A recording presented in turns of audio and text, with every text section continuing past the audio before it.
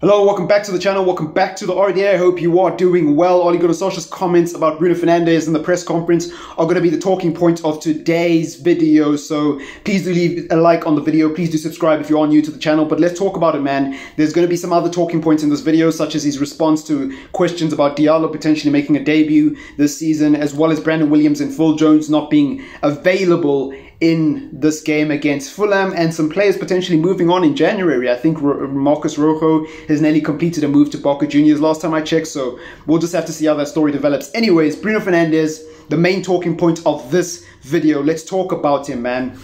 This is something I saw coming from a mile away, because I said on a preview many months ago on this show, when I was still doing the podcast with the other guys, that I personally don't think the form that Bruno Fernandes was in way back when he first came in was completely sustainable, because he's human and he's going to have bad games. Now, for me, a bad game, let me just clarify this so that the Bruno mob doesn't come after me.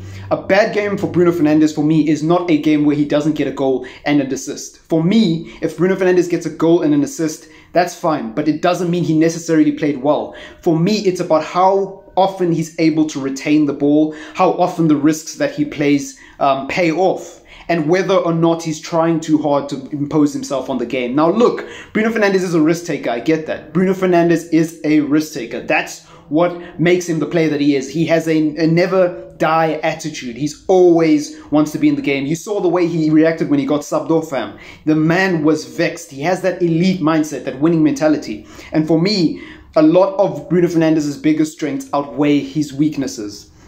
But at the same time, when the team is not playing well around him and everything has to go through him, which is often the case with Manchester United, we need him to have good games. And when he doesn't have a good game, Manchester United suffer. Manchester United suffer gravely, fam. You know, when those impossible passes don't come off.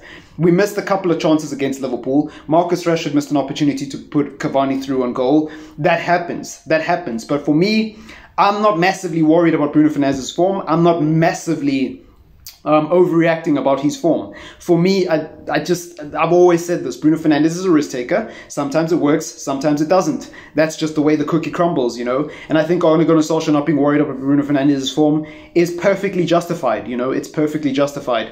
Moving on to some other talking points surrounding this video and surrounding the press conference that Ole Gunnar Solskjaer had earlier today. He was asked about Diallo potentially making a debut. Now, if I'm not mistaken, he made a debut for the under-23s either today or tomorrow. I'm not really sure when the U team is playing, because I don't really follow them, but I believe he's playing for the under-23s this week. And it will be interesting to see how the storyline with Diallo develops. I don't think he's ready to jump into the first team yet, but I would like to see him come off the bench in a cup game. I don't know about bringing him on for Sheffield and Fulham. You know, the fairy tale side of, you know, the fairy tale, the perfect fairy tale would be Amad Diallo comes off the bench, scores a goal or gets an assist on his debut. But I don't think we can hope for that, and I don't think we can put that kind of pressure on him. I think we've got to let him settle into the new city, settle into the new environment, settle into the new team, get accustomed with his teammates, spend some time training with the first team, and hopefully it won't be long till we see him. So not much to say about that, to be honest. I think Diallo, the excitement and the hype around him has kind of died down because Manchester United are top of the league, and there's just other things to talk about. There's just other things to talk about. Now, Brandon Williams not being available for the Fulham game is not massive news. In my predicted XI video earlier today, I did say that I don't see Aaron Wan-Bissaka getting dropped for Brandon Williams. Or, you know, if anything, if he's going to get dropped, I see Tuanzebe playing out on the right back position, you know, because Tuanzebe has played there before the season. We've even seen Lindelof play as a right back this season when things were bad. So for me, when I look at Aaron Wan-Bissaka and the form he's in at the moment, I'm not particularly worried about his form. I'm going to be completely honest. I'm not particularly worried about his form. I don't think he's been playing terribly. I just think he's been a little bit under the radar. Yes, he hasn't been the same player that he was last season, but when he goes in for a slide tackle, 9 times out of 10, he's still making them. And I think he's just, he's a tidy defender. He's a tidy defender. Yes, he makes mistakes, but for me, the issue with Wan-Bissaka has always been going forward, and that's not an issue we can solve. So for me, there's no point talking about it. It's not like we have an Alex Telles on the right-hand side to play as an alternative option. So for me, there really isn't much point talking about Aaron Wan-Bissaka. There's no point in talking about Phil Jones being injured and Brandon Williams being injured. At least Brandon Williams can offer something, but Phil Jones, mate, fam.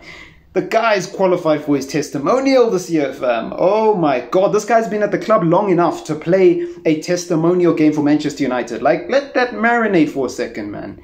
Like Phil Jones, fam. Thank you for the facial expressions, but I don't know what else you've done at this club, fam. The fact that Sir Alex won a Premier League title with Smalling and Phil Jones is amazing. But anyways, moving on to the last talking point of this video so it doesn't drag on too long. Players potentially moving in January.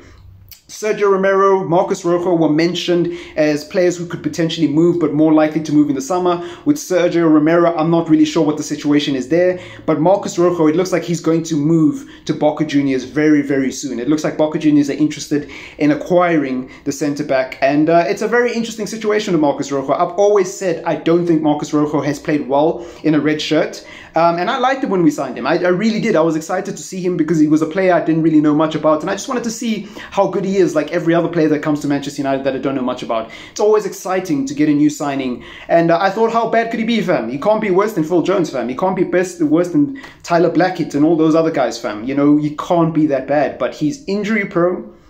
And on top of that, when he does play, he doesn't really seem to offer anything. Now, I do think he's better than Phil Jones. Even though some people call him the Argentine Phil Jones, I do think he's a little bit better than that. But for me, Rojo has to go, fam. There's no way to leave on amicable terms, fam. He's just got to leave, fam. Manchester United... I don't know if Manchester United have mistreated him in the same way they've mistreated Sergio Romero. Sergio Romero was actually a class second-choice goalkeeper for us. He's actually a goalkeeper that could have played in multiple first teams across the top leagues in Europe, in my opinion. At the very least, he would have started in a mid-table club in the Premier League. At the very least, in my opinion. Sergio Romero, as much as I've given him hate on this channel, he's not a terrible goalkeeper. I just don't like De Gea, fam. I'm very protective of David De Gea. I don't know if you guys have noticed that, but I'm very protective of him. With Marcos Rojo, it's very different. It's very different. I don't think you can even compare him to Sergio Romero. Yes, they're both Argentine. Yes, they're both being mistreated by the club. But I think with Marcos Rojo, it's more that he's just not good enough. And he just can't stay fit. He had a calf injury last year in December, at the beginning of December. Him and Phil Jones were both out. A calf injury, you know, fam. This guy hasn't played a game for United in God knows how long, and he had a calf injury just trying to work himself back up to fitness. So for me, he has to go. One last thing to talk about in this video. One last thing. I think the fact that we are not going to bring anyone in, or it looks like we're not going to bring anyone else in, is an absolute disgrace. I think the fact that Timothy Fosu-Mensah is left for basically nothing is an absolute disgrace. I think Marcos Rojo, Phil Jones, Jesse Lingard, Andres Pereira, and I say Andres Pereira because he's not out of the club permanently. Remember, it's a loan deal. Those four players should have gone before Timothy Fosu-Mensah, in my humble opinion. Timothy Fosu-Mensah was not a perfect player. And some people thought he was going to be the next Vieira. I laugh at your lapel. I laugh at you. But honestly, jokes aside, Timothy Fosu-Mensah would have been a useful squad player, in my opinion. Like, he would have been a useful utility player. Why did we sell him before we sell all these other players who are on probably double or triple the amount of wages that he's on? And don't play. That's the thing. Don't play. I've seen Timothy Fosu-Mensah play more in the last year than I have seen Marcos Rojo play, or even train with the first team. He played against Crystal Palace when we finished third. That last 9-game stretch, he played against Crystal Palace. I believe he played on the left back or on the right back. One of the two. He was covering for either Shaw or Wan-Bissaka. One of the two. He played in that Palace game, and he looked alright, to be fair. He looked alright to me, fam. I can't say the same about Marcos Rojo. I can't say the same about Phil Jones. I can't say the same about Jesse Lingard. I can't say the same about Pereira. Pereira, we all know he's preseason Polo, fam. He's preseason freaking, you know, Pele, fam. I don't even know who to compare him to. He's preseason Ronaldinho. That's the perfect comparison. Preseason, amazing. But when the season starts, he's absolutely awful. I don't understand why he's at the club. But anyways, you know, enough of this negativity. We're top of the league, and hopefully we can keep it up. And yeah, let me know what you think in the comments down below of our business this window. And as always, it's been your boy Triple M. I'm not going to keep you here longer. Peace.